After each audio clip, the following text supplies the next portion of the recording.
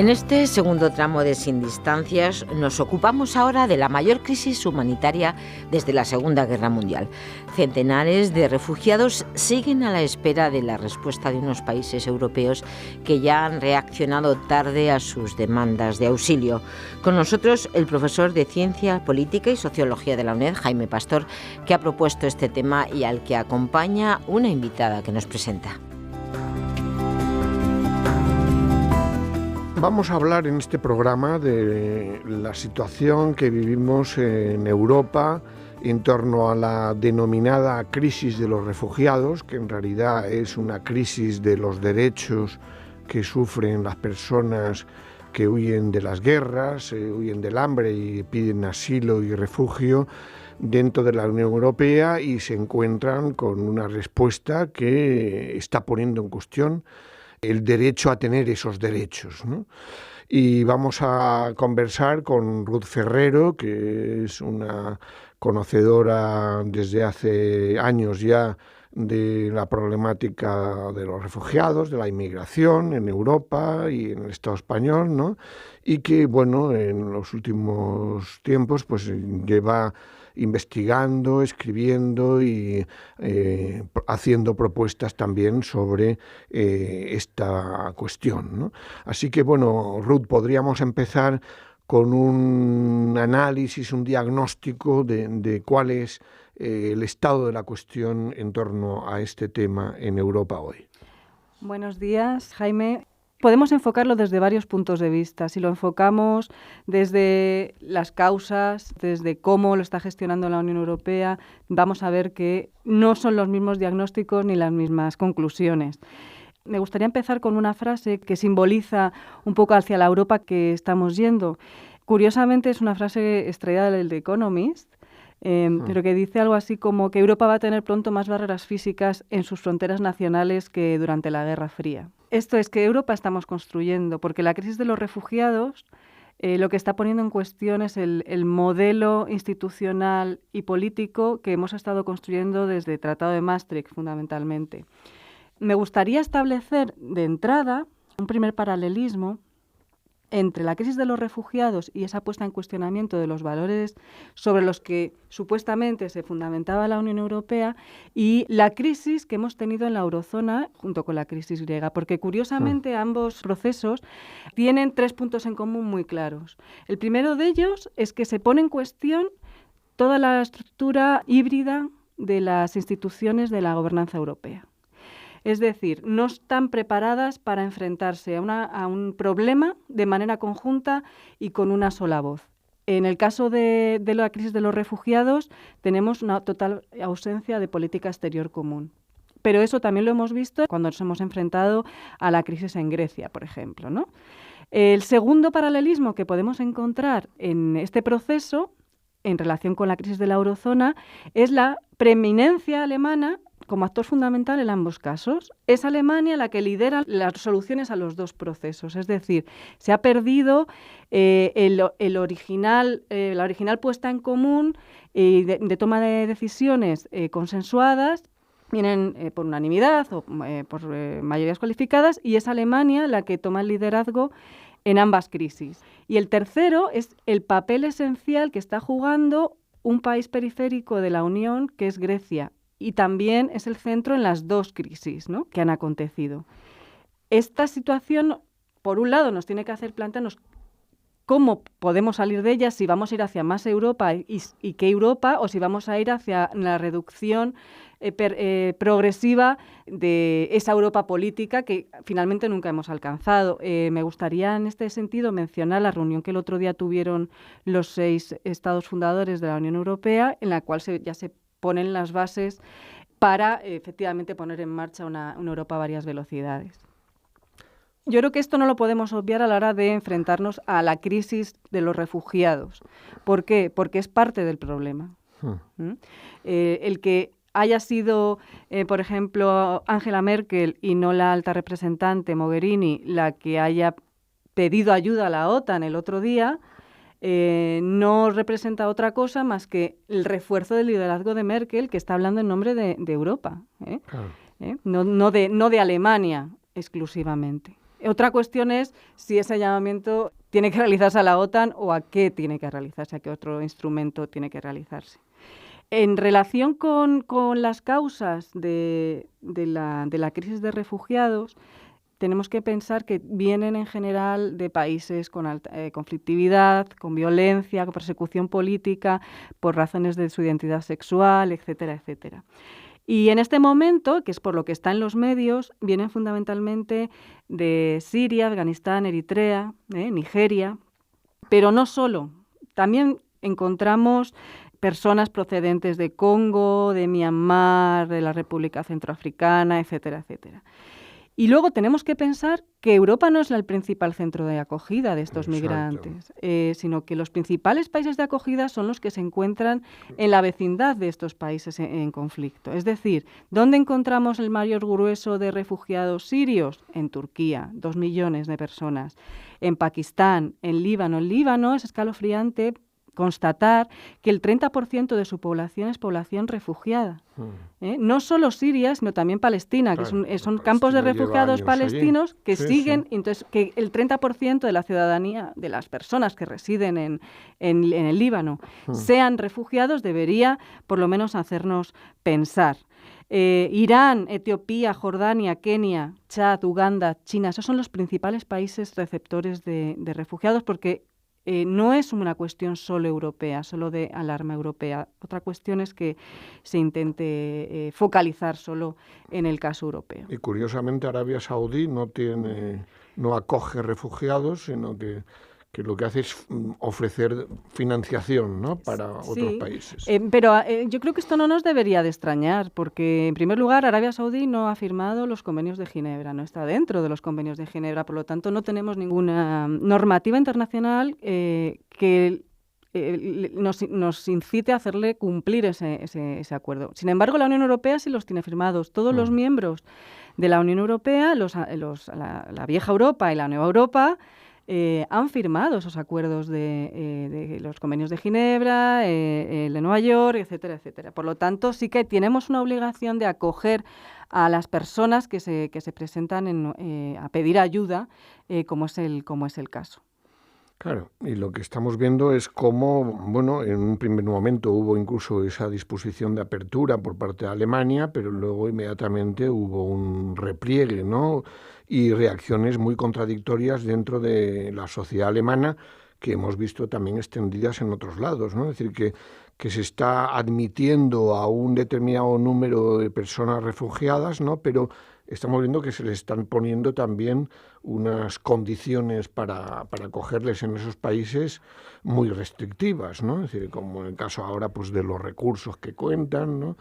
En fin, ¿podrías explicar un poco qué más o menos cantidades de personas que están llegando? Porque claro, por ejemplo, en el caso español, pues aquí tuvimos una buena disposición de los ayuntamientos a decir, vamos a acoger refugiados, pero como es una competencia del Estado, no se ha traducido prácticamente en casi nada, ¿no? Y estamos viendo que están acogiéndose a cuentagotas, ¿no? Sí. ¿Podrías contar un poco esto? Pues la situación, a ver, lo primero que tenemos que poner sobre la mesa es que no ha habido una reacción rápida por parte de la Unión Europea frente a esta crisis. Solo sería ya en mayo pasado, en mayo del 2015, cuando se lanza la primera iniciativa desde la Unión Europea, concretamente desde la Comisión con la Agenda Europea de Migraciones.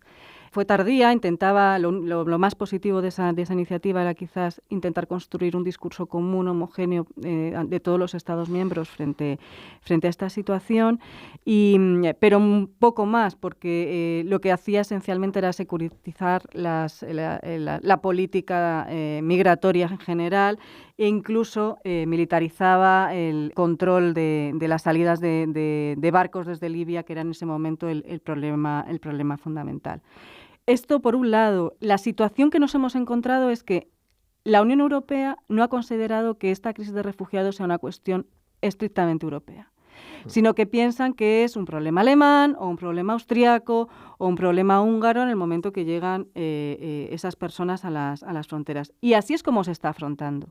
De hecho, si miramos las estadísticas, vemos que más de 1 millón de personas, había estimadas 800.000, ya han llegado más de 1 millón a Alemania en el último año. solo en Alemania. Lo que se ha negociado a nivel de Consejo Europeo es 160.000 personas. Bueno, mi pregunta es, ¿qué vamos a hacer con el resto de personas que ya están en el territorio europeo, en campamentos, en hotspot? ¿Qué vamos a hacer con esas personas si solo vamos a distribuir 160.000? Y además tenemos que pensar que no solamente llegan refugiados sirios o personas que con capacidad de pedir asilo desde la frontera oriental y desde la ruta balcánica, también están llegando por la frontera sur, por Ceuta y por Melilla. En Ceuta y Melilla hay personas de nacionalidad siria que están esperando todavía que se resuelvan sus expedientes de asilo, pero como no vienen por la zona oriental, las autoridades deciden ser más lentas a la hora de resolver esos expedientes. No solamente eso, sino que además España, en el año, si no recuerdo mal, 2011-2012, puso en marcha lo que se llama un visado de tránsito para población siria, de tal manera que se les expedía ese visado de tránsito y esas personas pasaban directamente hacia el centro de Europa, mostrando una vez más la ausencia de solidaridad, la ausencia del cumplimiento de las normas, además, que los propios europeos se han dado. En el caso español, concretamente, luego pasaremos al tema alemán, pero en el caso español, concretamente, el tema del asilo y del refugio ha sido una cuestión que ha sido silenciada de manera sistemática por las instituciones. Cuando tuvimos la crisis de los cayucos, cuando se lanza el Plan África, se comienzan a firmar acuerdos bilaterales, se planteaba que esas personas eran en un 100% migrantes económicos. Y la realidad no era esa. La realidad era que había un gran dinamismo económico, había capacidad de incorporarlos al mercado de trabajo y, por lo tanto, era mucho más eficaz para las autoridades pertinentes concederles las entradas y los visados como migrantes laborales que no como refugiados. De ahí vemos las cifras irrisorias de llegadas de refugiados en nuestro territorio. Por el contrario, si vamos a la otra cara de la moneda, tenemos a Dinamarca, tenemos a Alemania, tenemos a Suecia, que tradicionalmente han sido países netamente receptores de refugiados, pero que en este momento, por ejemplo, en el caso danés y en el caso sueco, han dicho que ya no dan abasto, que ellos ya cumplieron con sus cuotas correspondientes. Y Alemania, que es el gran issue, la gran cuestión, efectivamente, en una primera instancia, Angela Merkel, siguiendo ese esquema que antes comentaba de que es Alemania la que toma las riendas en el proceso de toma de decisiones europeo, dice vamos a abrir la frontera a los refugiados. Y claro, para la gente defensora de derechos humanos les parece estupendo.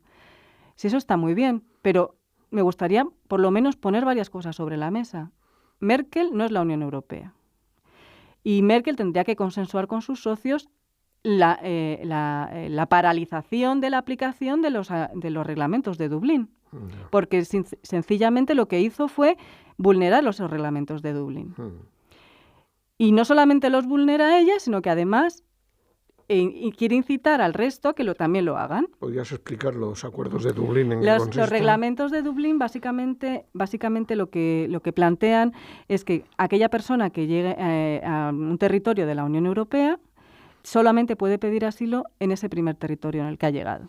Claro, esto lo que genera son grandes desequilibrios si hubiera una aplicación estricta, digamos, de estos reglamentos entre los países que son frontera con los países que no lo son, salvo que las llegadas sean vía aérea. A la luz de esta crisis, Hungría, Italia, Grecia han protestado mucho, han puesto sobre la mesa que no tienen capacidades para poder asimilar, para poder atender a todas las personas que estaban llegando de esa manera tan masiva. Entonces, la canciller Merkel lo que hace es decir, no voy a cumplir Dublín y voy a acoger a todos los ciudadanos sirios que justifiquen que necesitan una protección internacional. Claro, ella solo habla de ciudadanos sirios. No. Habla de ciudadanos sirios por una sencilla razón, porque los ciudadanos sirios que están llegando en esos flujos de refugiados son personas altamente cualificadas. Y, como todos sabemos, Alemania y toda Europa tiene un gran déficit demográfico y trabajadores de mano de obra altamente cualificada. De esta manera mataríamos, digamos, dos pájaros de un tiro. Mataría a Merkel, esa era su idea inicial, ¿no? Matar dos pájaros de un tiro. Por un lado, recuperamos impacto demográfico y, por otro lado, además me cubro los nichos laborales que tengo para personas altamente cualificadas y no tengo que sacar ningún plan específico de reclutamiento en terceros países, ¿no? Como ha hecho en otras ocasiones. Pero claro, no contaba con la oposición de parte de su coalición de gobierno a este tipo de medidas, ni tampoco contaba con que la opinión pública o una parte de la opinión pública, concretamente en las regiones más que pertenecieron en algún momento a la Alemania Oriental, se iban a oponer a este tipo de medidas. Eso junto con la abierta oposición a acoger refugiados de los países del este, Polonia y Hungría fundamentalmente, ¿no? Pero no solo, porque también Eslovaquia, Eslovenia se niegan a tener una cuota de refugiados de manera obligatoria. Lo más significativo, de todas maneras, o desde mi punto de vista, independientemente de la cuestión humanitaria, creo que es ver cómo ha habido un enfrentamiento abierto entre la posición del Consejo y la posición de la Comisión, que quedó muy bien dibujado de una manera muy gráfica en el Consejo de junio de 2015, en el que prácticamente llegaron a las manos Tusk y Juncker.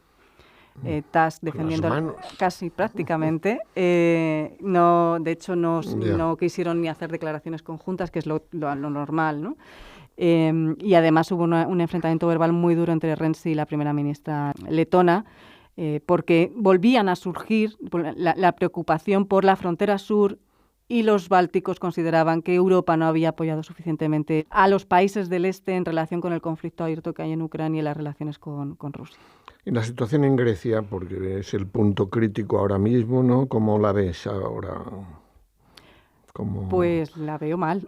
Sí, ¿no? La veo mal. La cuestión es que tienen que abrir un montón de centros de acogida para los migrantes que están llegando, para los refugiados que están llegando. No tiene dotación presupuestaria, pero no tienen capacidad inmediata de acogida. Grecia lo que hacen a nivel normativo, a nivel legal, es pedir a los refugiados que están llegando una visa de tránsito de nuevo, que les permite cruzar por Macedonia, por Serbia y llegar a la frontera húngara, es decir, ya al espacio Schengen, y llegar a su objetivo, que en este caso en su gran parte sería Alemania. Y en el caso de Grecia, además, no podemos olvidar todo la crisis económica, la crisis política, la crisis institucional por la que está atravesando. Si a ello le sumamos el ascenso de los movimientos racistas y xenófobos, es un caldo de cultivo para los extremismos y para la desestabilización del país, todavía más, porque, en un sentido... todavía más, porque claro, el otro día me llamaba la atención la huelga general, ¿no?, que le hicieron a Tsipras, la mayor huelga general desde hace ya no sé cuántos años. De todas maneras, yo creo que no se debe de centrar todo el foco en países concretos, porque como decía antes, es una cuestión que es europea, y si la solución no es europea, no se va a solucionar. Y el problema es que esto está llevando a poner sobre la mesa en todos los valores o los pilares sobre los que se ha construido la Unión Europea, ¿no? Sí, volvemos al principio a la cita que hacías de Economist, ¿no? Es decir, realmente lo que hay es, bueno, pues una crisis abierta de los acuerdos de Schengen, ¿no? Y un repliegue nacionalista con discursos xenófobos, ¿no?, en la mayor parte de los estados europeos, ¿no? Y claro, eso pues lo que refleja es la tendencia a un retroceso enorme en el llamado proyecto europeo, en la denominada integración europea, ¿no? En el contexto, además, pues como también recordabas, ¿no?, pues eso, de crisis económica, de políticas austeritarias, ¿no? Es decir, que es un poco recordar lo que ya Habermas hablaba del chauvinismo del bienestar, en la etapa todavía que había un estado del bienestar más o menos lentamente menguante. Ahora asistimos a una aceleración de ese desmantelamiento del estado del bienestar, y eso, digamos, a una guerra entre pobres y más pobres, ¿no?, entre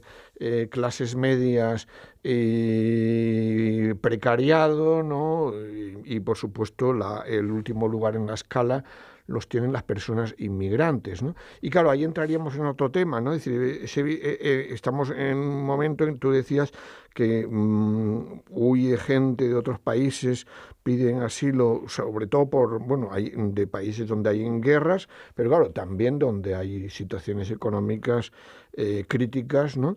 Por lo tanto, ahí está el problema de la difícil distinción, en muchos casos, entre refugiados e inmigrantes, ¿no? Uh-huh. Efectivamente, eso es una de las cuestiones que se están debatiendo. De hecho, hay algunas peticiones para que se reabra la definición de refugiado y se amplíe, por ejemplo, a las personas que tienen que huir por razones económicas, ¿no?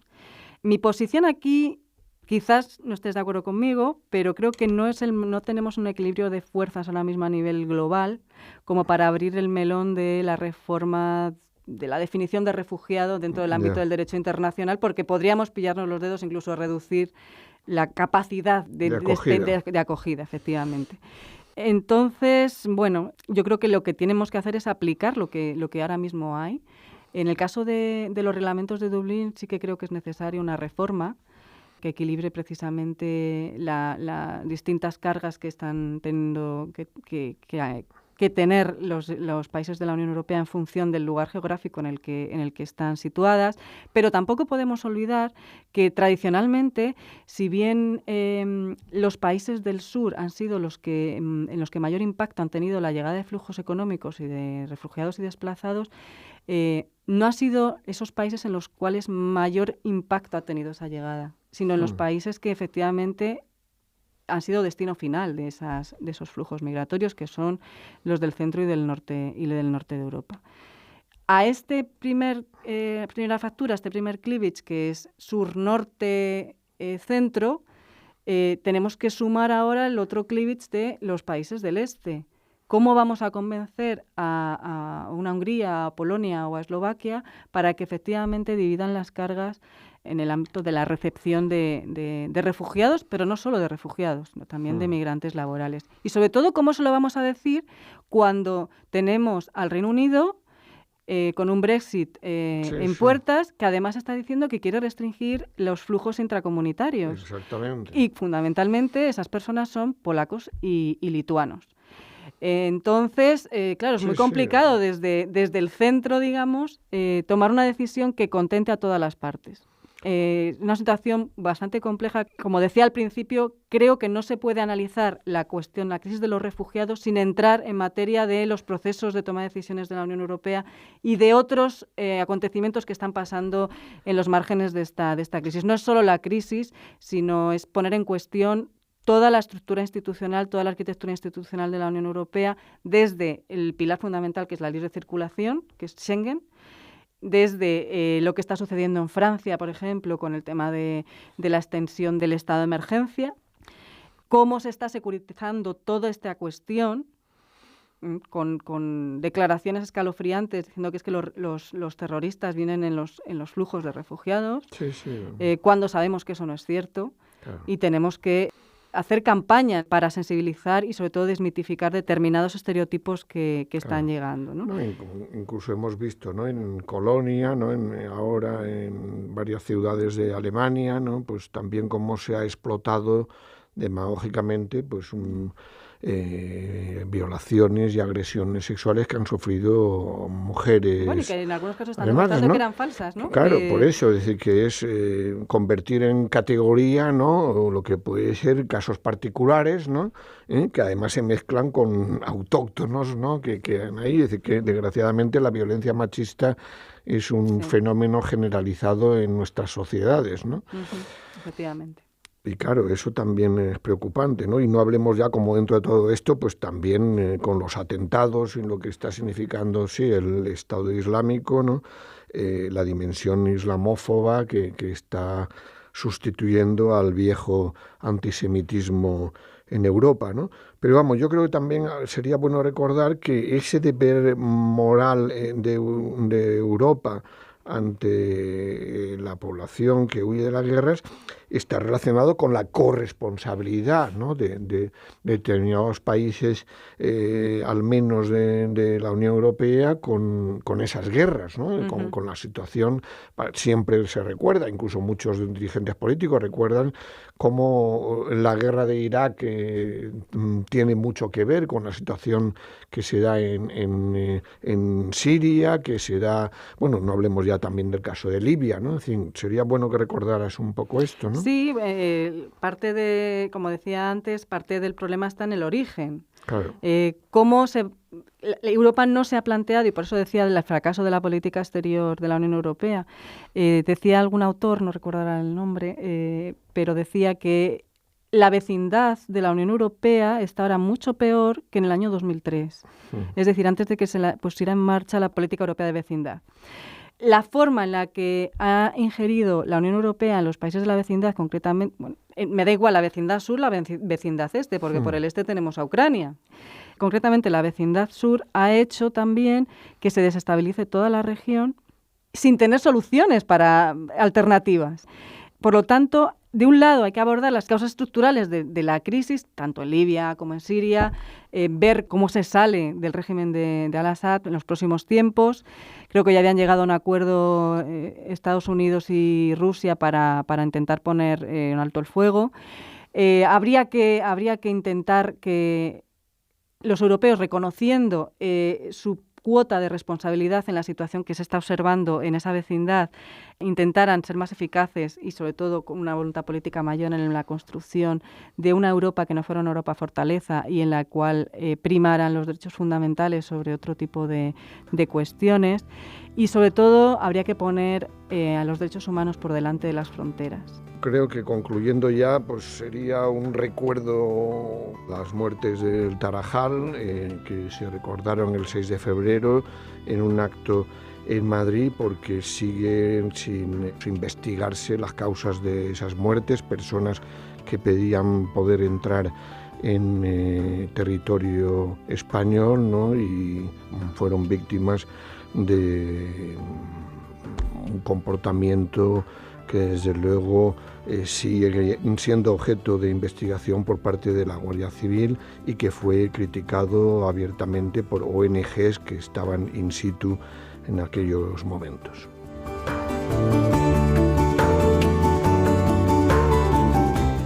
Bien, pues con este recuerdo a este suceso del que 2 años después las incógnitas siguen sin resolverse, nos despedimos. 15 personas fallecieron al intentar llegar a nado a Ceuta en medio de un despliegue policial.